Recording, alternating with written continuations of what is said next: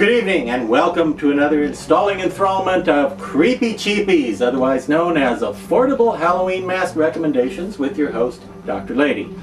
I'm Genghis Khan, and tonight's mask is another winner from the folks at Ghoulish Productions. This very ghoulish mask happens to be a little number they call Rotting Death. That's right, Rotting Death. Now, Rotting Death here came out in, I believe, 2013. I believe he came out in the 2013 Halloween season.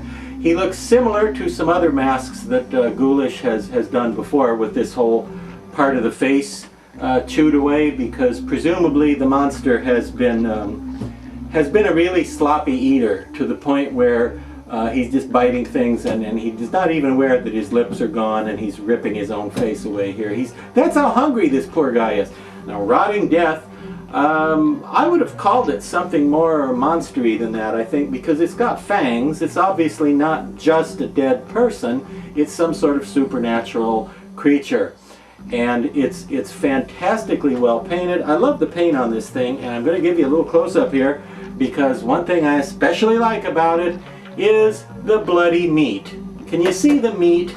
All these places just look so realistic. They're very nicely painted. The red, wet-looking, gruesome holes in his head and the cuts and everything, very, very nicely done. Really good job of capturing the look of bloody, exposed, semi-rotted flesh. He's got very creepy dead eyes, as you can see, with eye holes hidden up above the character's eyeballs, so it looks creepy like this when you're wearing it. Nobody can see your eyes.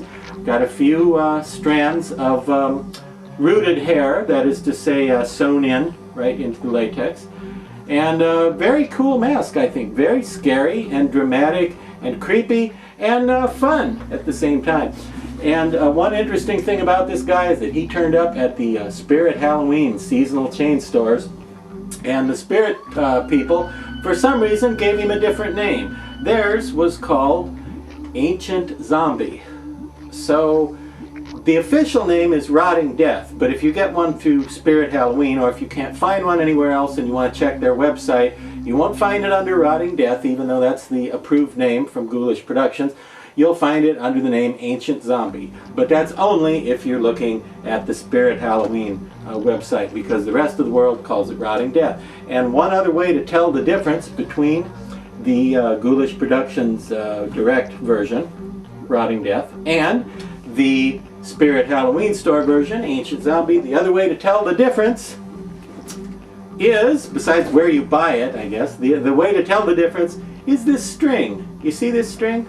I'm assuming you can see that string, right? There's a piece of black string, and they've even gone to the trouble to glue a little piece of latex inside there to keep this from immediately ripping through or distorting the mask too much. Now, if you want to hang this up as a prop head, okay, the Spirit Halloween store version has the string. That is Ancient Zombie. Rotting Death does not have the piece of string or the little piece of latex glued to the inside to hold the head in shape while the string is holding it up. Now, I'm not sure why they thought this was necessary, because I don't think this looks like the kind of head you would use as a cut-off head for a prop at your Halloween haunted house or whatever. It looks like a monster head. Again, it's got too much going on here that's not entirely human, like fangs, for example. So to me, it doesn't look like a cut-off head that you'd use hanging up like that. That and this looks like it's cut off in the style of a wearable mask, and I would think a severed head would have, you know, a shorter neck than this and more bloody where it's cut off. You know what I mean? This is tasteful material I'm doing here, isn't it? But you know what I mean. It doesn't really look like you would cut off a head and it would look like that, does it? No, I don't think so. So I think it's better as a wearable mask or a prop head on a dummy, a mannequin figure, something like that. But if you do want to hang it up as part of your set, maybe in a voodoo set or some such thing, a witch doctor might have this head hanging up. If you want to get one you can hang up, you're going to have to get the Spirit Halloween version, which has the black string. Now, if you do hang it up, obviously anytime you stress latex for any length of time, it's going to be hard on the latex. And if you leave a mask hanging in a shape with all the weight on one small area like this for a long time, it's going to ruin your mask. It's going to shorten the life of your mask, basically. So if you're running a haunted house that's open like every night in October, or for 5 weekends, or for 20 different nights, or something like that, I don't recommend leaving it, okay? If you're going to hang it up, take it down at the end of each night and hang it back up at the start of the next night. Don't just leave it, because it's hard on the rubber when you do that.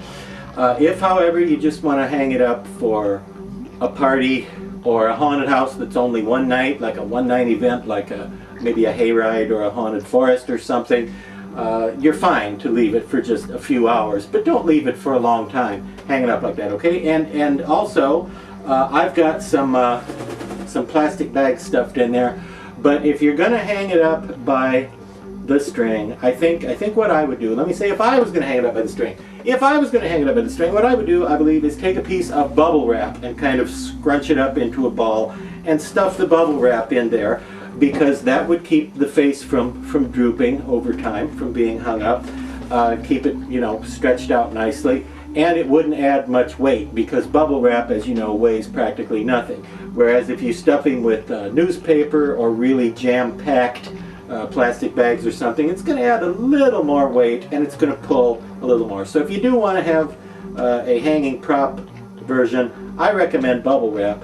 Or the other thing is, I don't know how many of you folks have seen them, but there are those puffed out things of air. I don't know what the technical term for them is, but they're shipping puffy things. They're just like air pillows, cushiony things made of clear plastic that you use when you're shipping something, because they don't add any weight.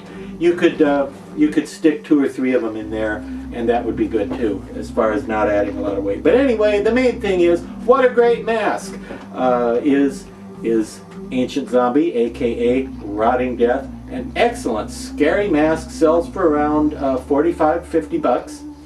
And well, my wife bought me one at the Spirit Halloween store, so that's why I happen to have the one with the string on it, is Laura bought me this one. Is that cool or what?